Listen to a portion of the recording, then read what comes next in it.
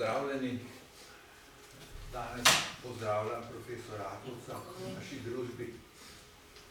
In sicer profesor Jože Rakovec je zaslužni profesor, upokojen redni profesor Fakultete za matematiko in fiziko Univerze v Ljubljani. Svojo akademsko pot je začel na takratni Fakulteti za naravoslovje in tehnologije Univerze v Ljubljani, kjer je leta 1971 diplomiral, leta 1981 pa tudi uspešno doktoriral. Leta 1977 se je zaposlil na Fakulteti za matematiko in fiziko, se danes poimenuje, kjer je bil aktiven do upokojitve. Kljub upokojitvi ostaja z matično fakulteto povezan in tam občasno predava še danes. Svoje znanje je prenašal tudi na številne druge fakultete, med drugim na Fakulteto za strojništvo, tam je predaval pilotom, Filozofsko fakulteto, kjer je predaval geografom, zdravstveno fakulteto, kjer je predaval sanitarnim inženirjem, potem predaval na Univerzi v Novi Gorici na doktorskem študiju varstva okolja, tudi na Ljubljanski univerzi. Profesor Rakovec je vodil pomembne raziskave tudi na Hidrometeorološkem zavodu Republike Slovenije. Raziskovalno se je osredotočil predvsem na mezometeorološka dogajanja v regiji. Njegovo delo je zajemalo poučevanje nastanka in turbulentnega razkroja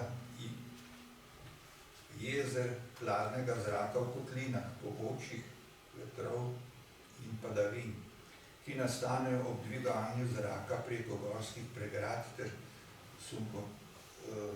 sunkovitosti burje. Njegov prispevek aplikativni znanosti je izjemen, saj je vodil ali sodeloval v številnih študijah pomembnih za okolje in gospodarstvo. Sem spada raziskave o onesnaževanju zraka, morebitnem vplivu umetnih vodnih akumulacij na mikroklimo, učinkovitosti preprečevanja pojava toče v Sloveniji ter vplivu hladilnih stolpov, elektrarn in meteoroloških radarjev na okolico. Sam ali sodelavci je objavil več kot 500 znanstvenih, strokovnih in poljubnih prispevkov. Profesor Rakovec je bil aktiven tudi na mednarodnem področju. Dalj časa je bil predstavnik najprej Jugoslavije, nato pa Slovenije v evropskem programu POST. To je evropski program, ki financira in podpira mednarodne raziskovalne mreže. V okviru tega programa je sodeloval v mreži za meteorološke radarje, nato pa 3 mandate predsedoval tehničnemu komiteju KOS za meteorologijo. Za svoje delo in dosežke je bil skupaj s profesor Andrejem Kočevarjem nagrajen z nagrado sklada Borisa Kidriča. Toliko o njem. Zdaj pa prosim predavatelja. Hvala lepa. Sej nisem vedel, sej nisem se pa tega vedel. No, dobro. Danes o naravnih sevanjih v ozračju.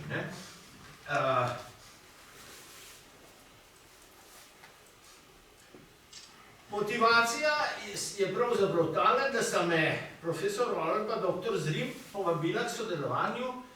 Namreč ona dva se ukvarjata z premazi, s katerimi bi lahko učinkovito hladili. Vsi se spomnite premazov ali pa kolektorjev za toplotne kolektorje na strehah. Črno pobarvani, čez dan močno absorbirajo sončno sevanje, potem pa skozi teče voda in to vodo se da potem pelje v radiatorje ali pa še bolje v kakšen hranilnik. No, en profesor Peter Novak je to tako naredil, da je pod svojo hišo približno dober meter na globoko prepredel zemljo pod hišo s cevmi. In sicer je to naredil tako, da se je v resnici toplota iz kolektorjev tudi po noči prenašala v zemljo in potem imamo tisto toploto prešparano tja v jesen in v zimo. Te kolektorji so zdaj šli v pozabo, zdaj so fotovoltaični kolektorji za loviti sončno energijo. No, kolektor, ki bi pa hladil, ima pa tole lastnost. Za sončno svetlobo čim bolj bel, da se čim manj greje, za infrardečo svetlobo pa čim bolj črn, ker to pomeni, da seva maksimalno. Če se le da, proti 100%, proti sevanju črnega telesa. No, tisto belo vsi poznate, ne? Vsi ste že videli ali na oči, na svoje oči, ali pa na fotografijah ali filmih grške v belo poštrihane, pobarvane z apnom, pobeljene hiše. Te drugi efekti, da je kolektor črn za infrardeče, so pa mogoče malo manj poznani, ampak tudi ne tako zelo, pa boste hitro videli, zakaj gre. Tole je primer enega kolektorja, ki so ga Orl, Mihelčič, pa Kenko, Lori, Sevnice, nekaj premazal za take kolektorje in na sliki je graf, ki prikazuje, kako se ta kolektor obnaša v vidnem delu spektra, v bližnjem infrardečem delu spektra in v daljnem infrardečem delu spektra. In tukaj je pokazano, v resnici je narisana refleksivnost, ampak tukaj je pokazano, absorptivnost je pa ena minus refleksivnost, kar pomeni, da je absorptivnost za sončno sevanje tegale premaza, več kot 25%. In da je v temle delu od 8 do 13 mikrometrov, pa bom povedal, zakaj je to važno, malo kasneje, je pa ta kolektor zelo učinkovit za oddajanje toplote. Približno 90% tega, kar bi oddajalo maksimalno možno sevanje, to se pravi črno telo, je ta premaz sposoben oddajati. No, zelo velik, jaz bom tukaj v kolektorjih v glavnem nehal, ker so tukaj drugi ljudje, ki so bolj na to zastopijo. Ampak v tem predavanju bom pa povedal nekaj o sončnem sevanju, pa o infrardečem sevanju v naravi. Namreč, v resnici do danes s profesorom Pavšičem zmenjen profesor Rodl, da bomo predavali. Ampak potem je pa ugotovil, da bi bilo zelo dobro, da bi za začetek nekdo drug nekaj povedal o tem, kako sončno sevanje prehaja skozi ozračje in kako Zemlja seva navzgor, pa kako ozračje seva navzdol. Ker je to bistveno za energijsko bilanco takega kolektorja. No, torej, v tem predavanju o sončnem sevanju in o infrardečem sevanju iz ozračja navzdol, ne pa o drugih sevanjih, ki jih meteorologi tudi uporabljamo. Recimo, meteorološki radarji pošiljajo mikrovalove, te se na kapljicah siplje na vse strani, delno tudi nazaj, z anteno jih lovimo in čim močnejši odboj dobimo nazaj. To pomeni, da se je na veliko kapljicah ali pa na mnogo kapljicah ali pa na nekaterih iz velikih kapljicah veliko tega sevanja odbilo. Ergo oblaki.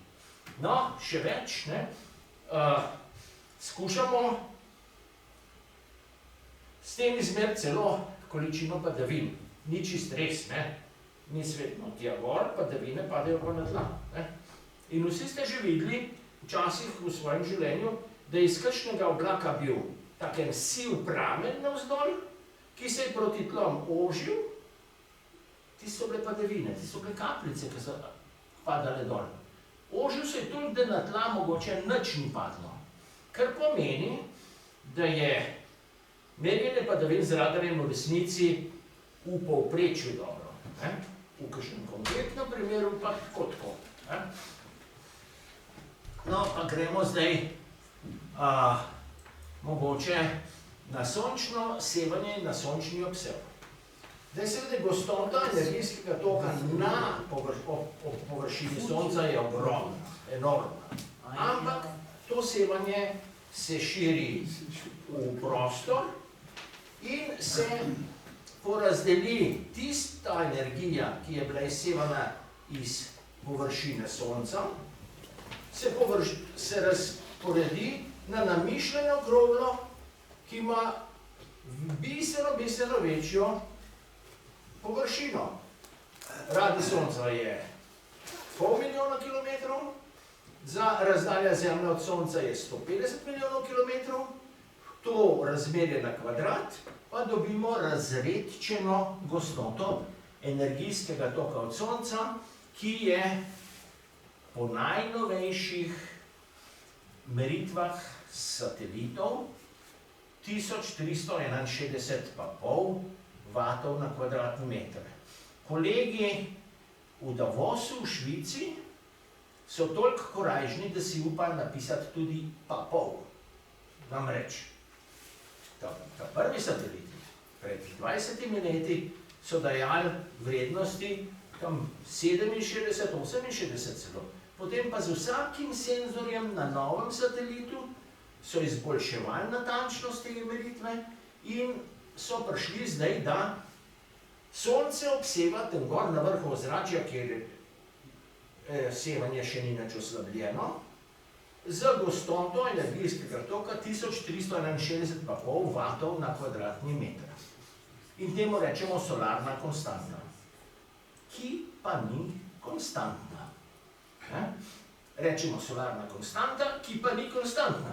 Tukaj na tej sliki je pokazano, kako gre gor pa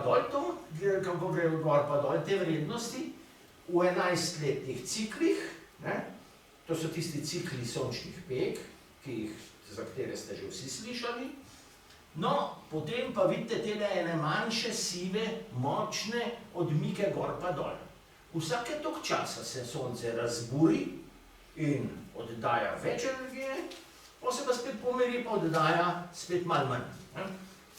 In tole naj bi veljalo, to se pravi v povprečju, 1361,5 vatov na kvadratni meter.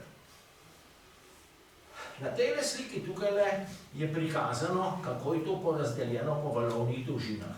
Tukaj spodaj piše ultravijolično, no, po angliško.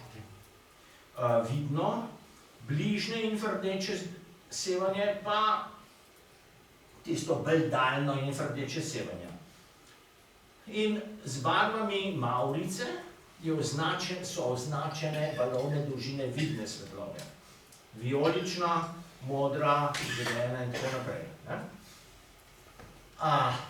Ultravijolične k sreči ne pride nič do tam, ali pa zelo malo, zato, ker se porablja s tem, da se tvori v stratosferi ozon. Fotoni, močni fotoni svetlobe se zaletijo v molekulo kisika, O2, jo razbijajo na dva atoma, en atom je vzbujen, en je pa nevzbujen, in ta vzbujeni atom se kar hitro poveže s kakšno drugo molekulo kisika in nastane O3, ozon. In ta tvorba ozona nas pravzaprav varuje. Če ultravijolična svetloba ima močne fotoni, če se zaletijo kakšno mojo celico, mi naredijo lahko kakšno precejšno zgago. Torej, fajn je za evolucijo, da pride do mutacij, ampak, če dovolite, raj ne na meni, če je možno, ne na meni. No, v odstotkih, 8% je ultravijoličnega, približno polovica je v vidnem delu sončnega spektra in približno polovica v tem infrardečem, to se pravi tistem, česar ne vidimo. Oči imamo narejene samo od 0,3 do 0,7 mikrometrov približno, ne? To pa ne pomeni, da infrardečega ne čutimo. O ja, čutimo. Zamislite si, da ste lahno oblečeni v kakšnem mediteranskem mestu s kamnitimi hišami in ozkimi ulicami. Pa ste mogoče samo v kakšni lahki majčki. Pa se ustavite in začnete klepetati z dancem, ki ste ga srečali. Nekaj časa tam stojite in začutite, da vas malo mrazi. Zakaj? Zato, ker vaša koža seva kot črno telo s temperaturo 37 stopinj Celzija. Zid kamnit sicer tudi seva kot črno telo, ampak mogoče s temperaturo 25 stopinj Celzija. In seveda energijsko ste na zgubi in kar kmalu vas začne mogoče malo po hrbtu mraziti, pa greste raje na sonce. Torej, 99% sončnega sevanja je tja do 4 mikrometre, pri krajših valovnih dolžinah, in tam nekje je dogovorjena meja, kaj je sončno in kaj je infrardeče. Oziroma bom rekel, kaj je sončno, kaj pa ni sončno. Bolje, da tako rečem. Nekako pri 4 mikrometrih. To se pravi, kar je nad 4 mikrometri, je sevanje, ki prihaja do nas iz okolice, pa mi ga tudi oddajamo. Tale zid seva kot črno telo v infrardečem. Pa tale miza seva kot črno telo, pa moja koža seva kot črno telo s temperaturo 37 stopinj Celzija. Vse seva kot črno telo, razen nekaj izjem. Kasneje, ko pridemo na infrardeče, bom kaj več o tem povedal. No, naslednja slika majčkeno pove, kako je z energijo sončnega obsevanja v Sloveniji. Tole so letne vsote energije, ki pade na kvadratni meter v enem letu. Zdaj narisane so, označene so v malo manj popularnih enotah. Ne v vatih na kvadratni meter krat leto, ampak v megajulih. Pol, ko smo to naredili, smo se vsi trije avtorji kesali, da nismo šli raj na vate na kvadratni meter. Ker je to večina ljudi bolj razume, kot megajule. Tole je na horizontalno površino. Kaj pa nad realno površino? Ja, nerealno površino so pa prisojna območja, ki so bolj osončena, bolj temno rjavo označena na tej sliki, in osojna območja, ki so malo manj osončena in je zato seveda energije nanje manj. No, naslednja slika nam pa pokaže, koliko smo zdaj v Sloveniji preskrbljeni s podatki. In sicer rdeče pike označujejo meteorološke merilne postaje, kjer merijo tako imenovano globalno obsevanost, kar pomeni gostoto energijskega toka na horizontalno površino. In sicer, zakaj ga rečem globalno? Ker je sevanje sestavljeno iz direktnih sončnih žarkov, pa z vse svetlobe od neba, razpršene in prihaja tudi na horizontalno površino. Zato se temu rečemo v meteorologiji globalno. No, modri krogci označujejo postaje, kjer poleg tega globalnega posebej merijo kolegi v Arsu še sevanje, samo to razpršeno, difuzni prispevek sevanja. In zeleni krogci, a se vidijo? Vse, ne? Zeleni krogci, jih je pa samo 7, teh zeleni krogci pa prikazujejo 7 postaj, na katerih je Arso od leta 2017 začel meriti tudi infrardeče sevanje iz ozračja navzdol. Ne na vseh postajah leta 17, na katerih malo kasneje, 7 jih imamo do zdaj takih. Zdaj, kako to zgleda, se vidi recimo na Rogli. Tole so merilniki, tlele vidite, tole so merilniki sevanja, naslednja slika jih bo lepše pokazala.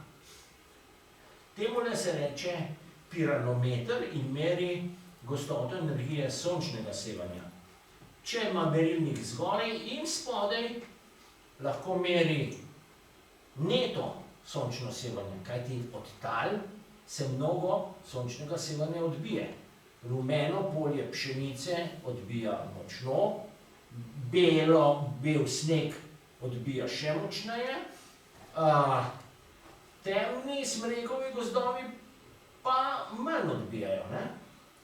No, če okrog takega merilnika montirate še takle krog ali pa še kakšno drugo napravo, ste zasenčili direktne sončne žarke in merite samo difuzno sončno sevanje. Difuzni sončni obsev. Tele merilniki tukaj so pa po obliki podobni, ampak merijo pa samo od nekako 4 mikrometre naprej. To se pravi tisto sevanje, ki ni od sonca, ampak je od tukaj, od nas, z naše okolice. No, tale slikca je narejena z Modtranom. Nekateri ste že slišali za baze podatkov Hightran, Modtran, Lowtran in tako naprej. To so baze podatkov, kako ozračje, Hightran, kako sploh molekule sevajo. Kako molekule sevajo. Tale Modtran je še najbolj pripraven za naš namen, nam lahko pove, koliko je porazdelitev energije, gostote energije sončnega obseva na vrhu ozračja, prednje oslabljena proti tlom, to je tale rumeno-oranžna krivulja, medtem, ko je to je na višini 100 km, to se pravi zunaj, nad atmosfero. Pri tleh je pa zelena, tokle je pa zelena. To se pravi, Objasna dneva, kaj? Prosim? Objasna dnevo v tleh. No, to je ob jasnem dnevu. Seveda oblaki, vsi vemo, kaj se zgodi ob oblakih. Sonce ne sije. Tole je mišljeno za jasen dnev. Tako bom rekel, če bo koga po predavanju zanimalo, lahko, tale računalnik ima sigurno povezavo z internetom,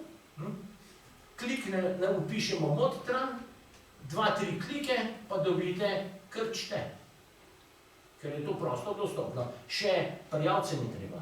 V Hightran se pa treba prijaviti, povedati svoje ime pa priimek, pa geslo pa tako naprej. Zdaj, kje smo v Sloveniji? Kje smo v Sloveniji? Slovenija je tlele. In na tej sliki tukaj je piše Net Surface Solar Radiation. A ne vidi se? Ali ja bom pa tako. A ste lahko tudi naprej premikal? Ja. Aha, dobro. No, mi smo tukaj, ne? Tole je prva rumena barva, to se pravi nekako med 100 in 125 vati na kvadratni meter v povprečju. V celoletnem povprečju, kar pomeni vsi meseci, po zimi in polet, čez dan in po noč. Ampak to je neto, rekel sem, sončno navzdol, pa se pa nekaj odbije, zemlja ne absorbira vsega. Rumeno polje pšenice močno odbija, sneg odbija in tako naprej. Pri nas je neto torej okrog 100 vatov na kvadratni meter, ampak seveda je pa.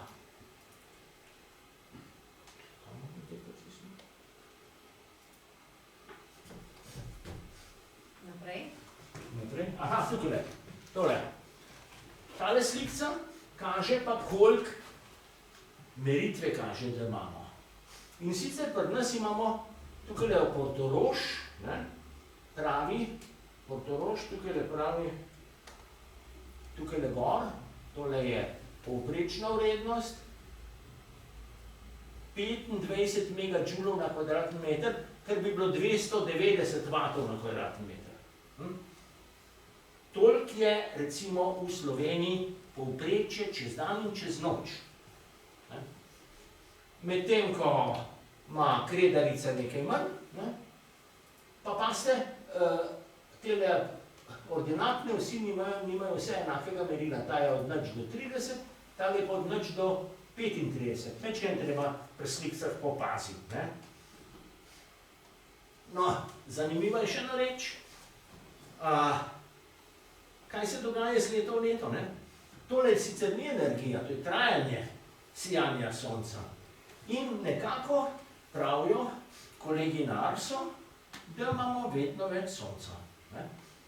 Torej, Ljubljančani vsi veste, koliko je manj megle. Tisti, ki ste dosti stari, kakor sem na primer jaz. Vsi veste, da je bistveno manj, kot ste bili v srednjih letih ali pa mladi.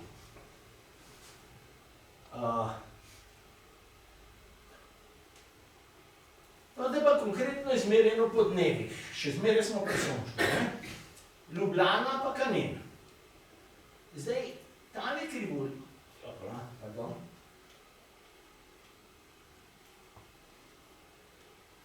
Tale krivulja tukaj je taka gladka navzgor pa navzdol, nič motne, nič nobene motne, to je skoraj gotov popolnoma jasen dan.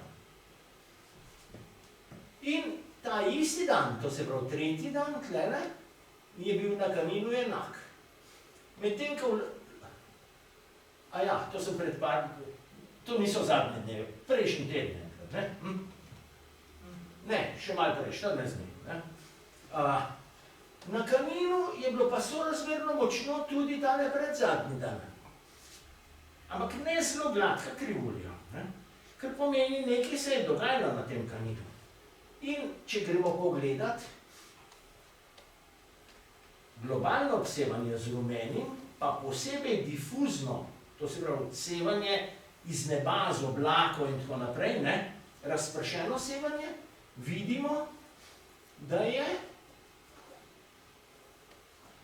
bilo tale dan tukaj na Kaninu nekako mešano. Malo je sonce sijalo, malo so bili pa oblaki, malo je sonce sijalo, malo so bili pa oblaki. Medtem, ko je bil tale dan, difuznega tudi skoraj nič, pa v Ljubljani ravno tako skoraj nič. To se pravi, tele 2 dneva, ne da bi človek šel gledat v poročila mesečne biltene, Arso, kakšno je bilo vreme, se kar iz tega le vidi. Jasen dan, tele tukaj lepa. Skoraj vse sevanje je bilo v resnici difuzno sevanje. Direktnih sončnih žarkov ni bilo. Kaj to pomeni? Da je bilo oblačno. No, zdaj pojmo pa na dolgo valovno. Torej, vse okrog nas seva oddaja infradeče sevanje in sicer praktično vse okrog nas skoraj da maksimalno, kot bi rekel Jožef Štefan, kot seva črno telo ali pa kot bi rekel Max Planck, kot črno telo. Nekaj je izjem in sicer polirane kovine odbijajo vidno in infrardečo svetlobo. In morda ste že opazili, da imajo reševalci v hribih s sabo, ali pa tudi planinci sami, eno folijo, na katero je na eni strani naparjena kovina. Zakaj? Če je človek podhlajen, se ovije v to tkanino in vsa sevalna toplota, ki jo oddaja, se bo od te polietilenske folije odbila nazaj na telo in se ne bom več hladil. Vsaj sevalno ne. No, nas mogoče bolj zanima tale izjema, brezoblačno ozračje. Brezoblačno ozračje ne seva kot črno telo, ampak nekako enih 70% kot črno telo. Kaj se v resnici dogaja? Zdaj, to razlaga v resnici kvantna mehanika, ampak obstajajo prispodobe iz klasične mehanike. Recimo, da sem jaz H2O, molekula vode, H2O, 104 stopinje. Vame se zaleti foton svetlobe in me vzbudi. In začnem, recimo, takole vibrirati, ali pa takole vibrirati, ali pa takole vibrirati, ali pa še na kakšen drug način vibrirati. To se pravi, molekule, ki imajo razdeljen naboj, minus na O-ju, pa 2 plus naboja na H-jih. Če se te naboji premikajo, je to pospešeno gibanje in pospešeno gibanje nabojev pomeni oddajanje sevanja. In to infrardečno. To je bistvo plinov tople grede. O tem ste že vsi slišali, o plini tople grede. To je bistvo plinov tople grede. Vibracijski vzbojena stanja in ko molekula se enkrat ustavi, bo enako energijo oddala, zato molekule lahko absorbirajo in emitirajo pri isti valovni dolžini. No, tole je spet iz Montegrada. Kaj kaže ta slika? Tale slika tukaj ne kaže, tale je, v Montegradu se da vtipkati razne podatke. Pri tej sliki sem vtipkal podatek običajna vlažnost za zmerne geografske širine. To se pravi prnas. In kaj zdaj vidimo? V območju med nekako 5 in 8 mikrometrov je propustnost ozračja koliko? Nič. Nič. Aha. To se pravi, če bi od nekod prihajalo sevanje s valovno dolžino 6 mikrometrov, ne bi nič dodal prišlo. Ali pa, obratno, če tla oddajajo valovno dolžino 6 mikrometrov, ne bo šlo nič v vesolje. Ampak se bo kaj zgodilo? Absorbiralo se bo v teh molekulah, ki rade vibrirajo. In te bodo, ki se bo vibriranje ustavilo, oddalo nazaj foton, malo gor, malo dol in tako dobimo nekaj, kar se tla sevajo nazaj navzdol in temu se reče topla greda. Temu efektu. Da ozračje v resnici nas infrardeče nekoliko greje v infrardečem. Zdaj, borci zoper toplo gredo, so seveda borci zoper povečan vpliv tople grede. Namreč topla greda je zelo pozitiven pojav. Brez nje, če ozračje ne bi imelo tople grede, bi bilo na Zemlji pri tleh okrog 30 stopinj nižja temperatura, kot je. V naših krajih bi to pomenilo, da bi bilo po poleti mogoče malo nadnično, pa bi kakšni posamezni osebki sem in tja blodili po naravi in na kopnih tleh iskali mahove, pa karkoli za pojest pozimi. bi pa stradali. Topla greda je zelo dober pojav za Zemljo. Zdaj seveda problem povečane tople grede je pa ta, da če se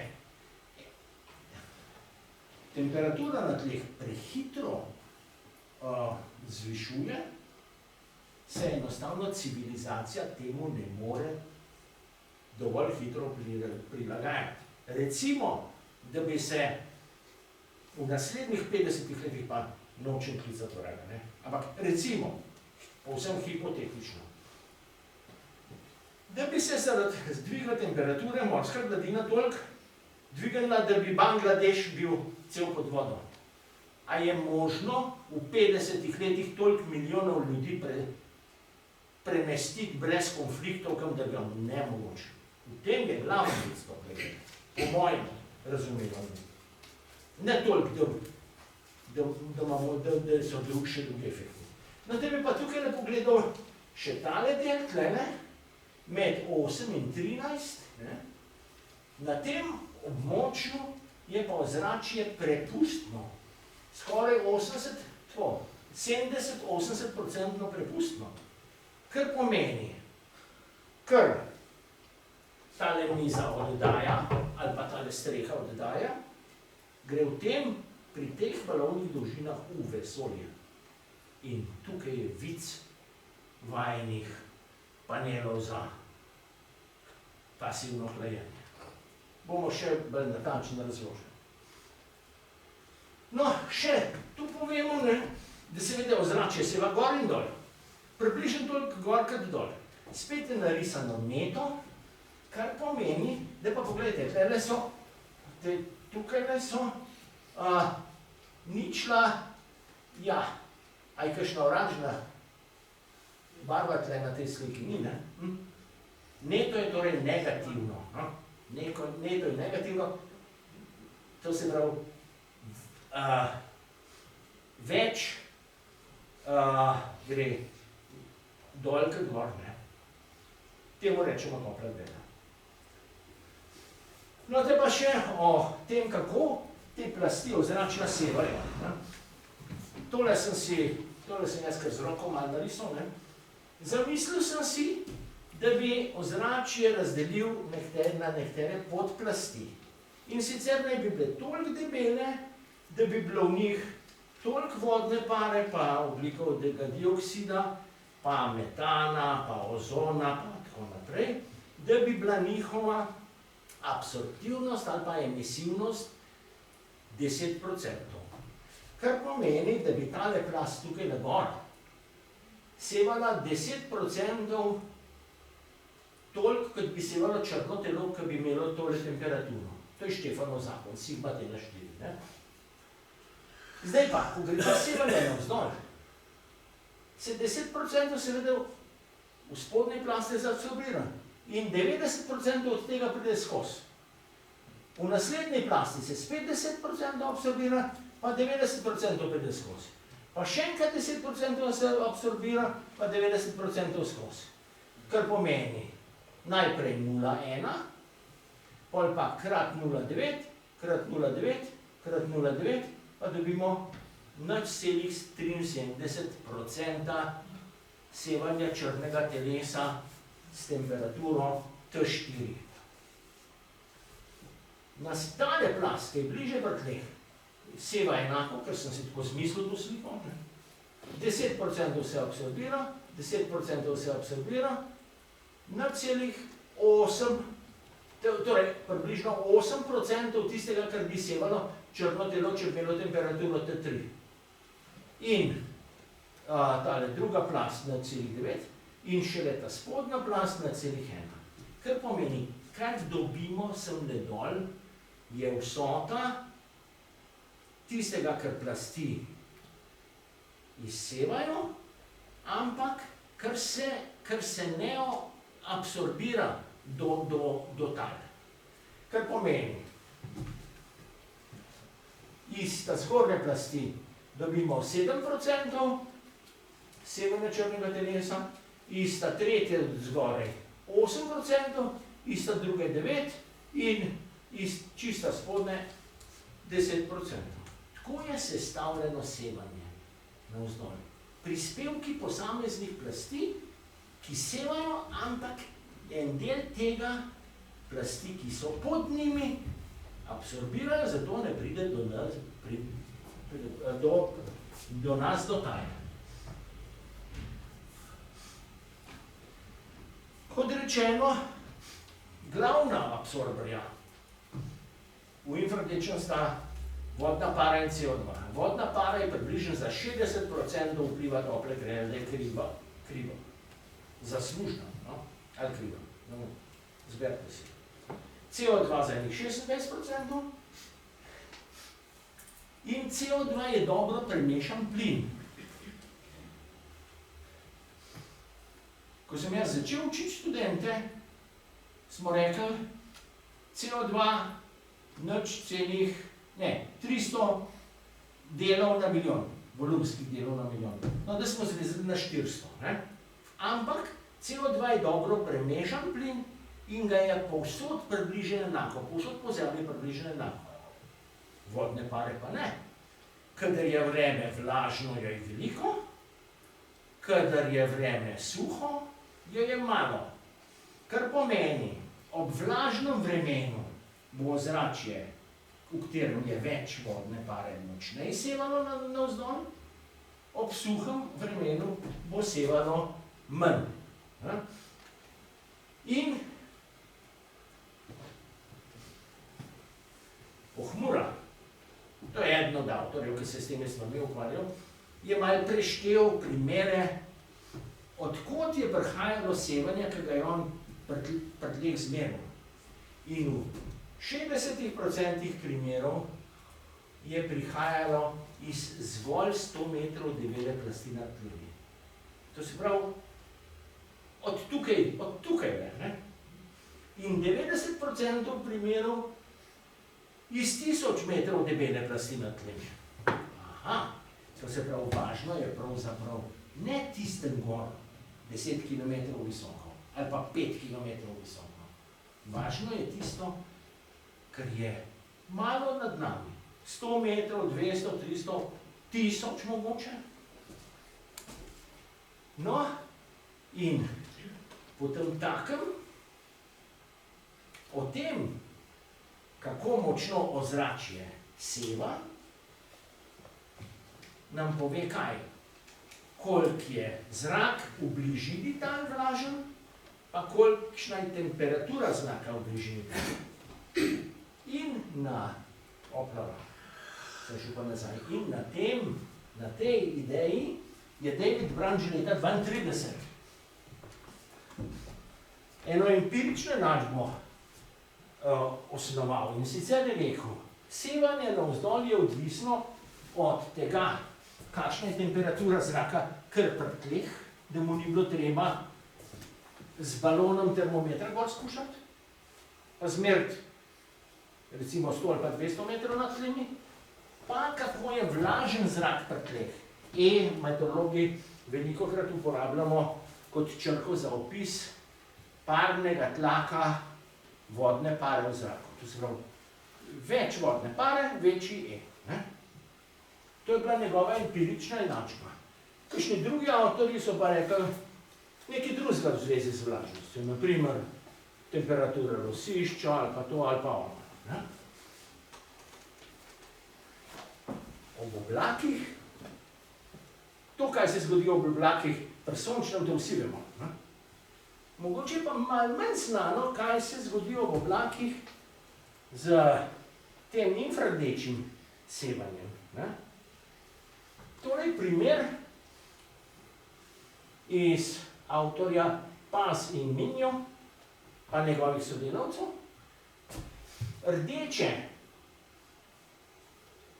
bi bilo moč sevanja po različnih valovnih dolžinah od 5 do 20 mikrometrov, če bi bilo nebo jasno. Skoraj nič med 8 in 13 mikrometri. Kaj sem že rekel? 8 in 13 mikrometrov se skozi vidi. Če bi imel oči in rdeče, bi videlo vesolje. Kaj pa, če pride oblak? Ja, pol se pa ne vidi več skozi. Pol je pa takle krivulja. Saj vsi veste iz svojih lastnih izkušenj, kdaj je močna slana. Ob jasnih nočeh. Zakaj? Kaj se zgodi? Oblak zapre to tako imenovano atmosfersko okno, kjer je ozračje prozorno in bi sevanje iz tal šlo v vesolje, tako se pa v oblaku absorbira, pa seva nazaj navzdol. Zato je pozeba in močna slana ob suhih, jasnih nočeh. Vsi to veste. Kadar je oblačno, ne bo slana. Mogoče kakšna rosa ali pa švoh, no, ampak zares pozeba, ne? Jasna noč, pa suho ozračje. No, tisto je bil en konkreten primer, ne? Tole je pa 10 let podatkov. Plava krivulja, vsi dnevi, rdeča krivulja, samo jasni dnevi. Sistematično manj sevanja navzdol, kadar je ne bo jasno.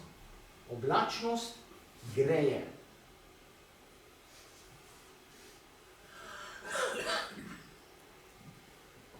No, da pa mogoče še podatki leta 2004 do 17. november.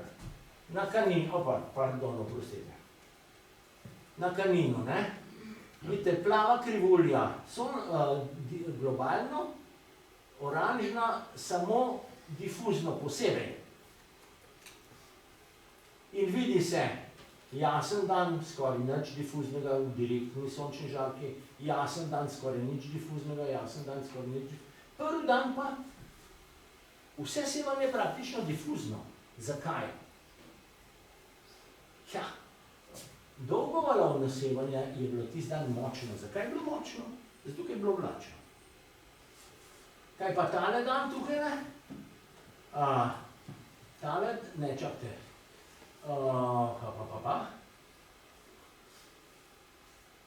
Ja, tale, ta zadnji dan, predzadnji dan. Spet, kaj nam pove tole? Da je bilo samo difuzno sevanje. Ja, to da je bilo oblačno, ne? Ni bilo direktnih sončnih žarkov. Ampak kaj pa tale? Kako tale primerček, klene?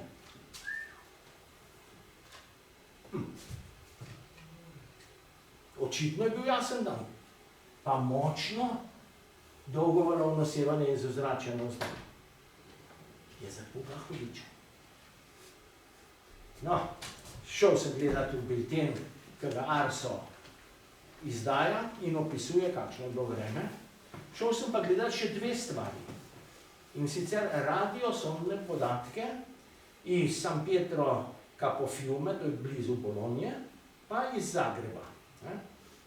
Radiosonda meri vlažnost in temperaturo skozi ozračje. Na balon, napolnjen s helijem, privežejo termometer, higrometer in barometer, pa vse na radio privezano, zato se radiosonda, in radio pošilja te podatke navzdol. In kaj se je pokazalo? Ta dan je bil v višinah vlažen zrak, pa močen jugozahodnik. To se pravi, tale močna infradeče sevanje ni bilo zato, ker je bilo oblačno, ampak zato, ker je bilo gor toplo, pa vlažno. To pomeni, da oblačnost brez dvoma poveča sevanje navzdol, obratno pa ni nujno res. Ali ga pa ne. No in zdaj proti koncu še kljub temu malo temle pasivnim sevalnim hladilnikom, zaradi česar je sploh tole predavanje nastalo. Energijska enačba bi rekla takole, ne? Sončno sevanje krat koeficient, ki pove, koliko ta premaz absorbira tega sevanja. Plus sevanje iz ozračja, krat koeficient, koliko ta premaz spet absorbira tega sevanja. Potem pa, to je v plus, navzdol na neko plosko sprejemno, prebarvano z premazom Orel Mihelčič, kako že? Kemkolor. Na drugi strani pa seveda sevanje, koliko radiator oddaja. Oddaja glede na svojo temperaturo, pa seveda glede na svojo sposobnost oddajanja. No pa ker ni moč 100% izolirati sistema, imamo tukaj le še en člen, ki pripoveduje, koliko zrak greje radiator, kadar je zrak toplejši od radiatorja, oziroma koliko radiator oddaja toplote zraku, kadar je zrak mrzel. In v tej enačbi nastopa na dveh mestih temperatura radiatorja. In če imamo ta podatek, pa ta podatek, pa tale podatek, pa če ocenimo, kakšen je koeficient prestopa toplote iz radiatorja v okolico oziroma obratno, lahko temperaturo radiatorja zračunamo. No, in testni računi za takle dober premaz, to je kolega doktor Zrim včeraj poslal, kaže, da je bila temperatura zraka takale, temperatura radiatorja, prebarvam ga s to belo barvo, pa takale. Kar pomeni, po noči je bil radiator za enih 12 stopinj hladnejši od zraka, ampak tudi čez dan je bil za ene 3, 4, 5 stopinj hladnejši od radiatorja. To se pravi, ta radiator zmeraj hladi. Pa nič elektrike ne rabi.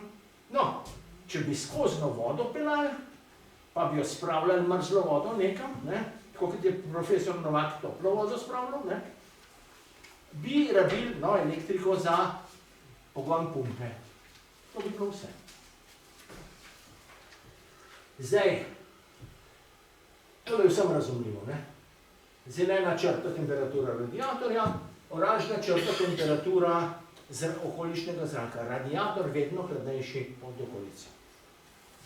No, tukaj so pa še neto energijski tokovi, to pa nekaterim kaj več pove, drugim pa kaj manj. Tako nekako, recimo 30 vatov na kvadratni meter hladilne moči, ali pa, kadar je radiator fest mrzel, ali pa tam enih skoraj 80 vatov na kvadratni meter. In če to primerjamo s tistimi 290 v povprečju sonca, to ni tako malo. Torej, kakšni so utegnejo biti raziskovalni izzivi vsega tega? Kadar imamo na razpolago vse tele meritve o temle, pa temle, vse vemo. Sploh ni treba nič več kaj dosti, bi rekel, brcati. No, mogoče, premaze, čim boljše premaze. Pa mogoče malo boljše enačbo, če imamo pretok hladilne vode, skozi radiator je treba še hitrost pretoka, pa masni tok vode, pa koliko je ta voda odpeljala toplote, oziroma, a se sme reči, odpeljala mraza, pa se ne sme tako reči, ampak ni tako daleč do resnice. Kaj pa, kjer nimamo vseh podatkov, zdaj za sončno nam ni treba skrbeti. Videli ste zemljevid, Slovenija s sončnim pokritom. Ne rabimo nobenih enačb. No, lahko bi jih uporabili. Najbolj preprosta je Hauerwitzova enačba. Ne? Prav, kaj smo okoli, 1000 vatov na kvadratni meter, krat kosinus zenitnega kota, glede na to, ali je sonce v zenitu ali je tam nekako postavljeno. No, enkrat sva s profesorjem, vi ste omenili, da sva s profesorjem Hočevarjem enkrat nekaj računala. No, midva sva naredila tudi en tak model, posebej za direktne žarke, pa posebej za difuzno, pa tako naprej. V resnici on je bil na biotehniški fakulteti profesor. In njega je zanimalo še nekaj več. Koliko rastlina dobi? In je rekel, krošnja drevesa je kakor ena krogla. In sva računala tako imenovano cirkumglobalno obsevanost. To se pravi, direktni sončni žarki presek krogle, pa še difuzno na celo površino te krogle, pa še ostalo odbito. Tako da se da marsikaj, ne? To se pravi, za sončno ni kaj dosti treba skrbeti. Ja, kaj pa za dolgovalovno? V Sloveniji imamo zdaj 7 postaj. Slovenija je bogata, ne? Mi smo v zgornjem 10% svetovne populacije po blagostanju. Ja, marsikdo nima teh podatkov, ne? Sploh jih je, malih je merilnikov za infrardeče. Potem se pa pojavijo marsikakšen izziv, ne? Najprej treba tisto Brandtovo enačbo, ki je on naredil nekje za neko lokacijo, mogoče prilagoditi za Krvavec, pa za Kanin, pa za Ljubljano, pa tako naprej. Mogoče pa pri nas so klimatski pogoji malo drugačni, ne? Kot pri njemu v Angliji. Poli pa njegova enačba je za jasno nebo. Kaj pa kaj je oblačno? Oblačnost drastično poveča infrardeče sevanje navzdol. Je treba popraviti to. Kako to popraviti? Ja, fajn, glede na oblačnost. Ja, kaj pa zdaj? No, zdaj se je pa z avtomatizacijo v meteorologiji zgodila ena pozitivna stvar, da je treba manj plačevati opazovalcev, katerih je bilo v starih časih.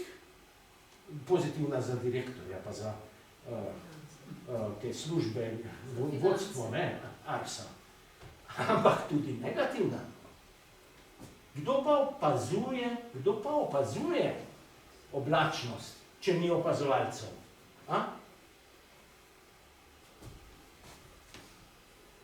No, nekaj teh orehov, raziskovalnih, smo v zadnje pol leta, mi, trije, nekaj že strli, pa še, jih še ostaja. Zato vas bo profesor Pavšič povabil na predavanje Orla in Zrima, ne? Da bo ta še kaj povedala. Jaz bi tukaj nehal, imam sicer še kaj, če koga še zanima, ampak zaenkrat hvala.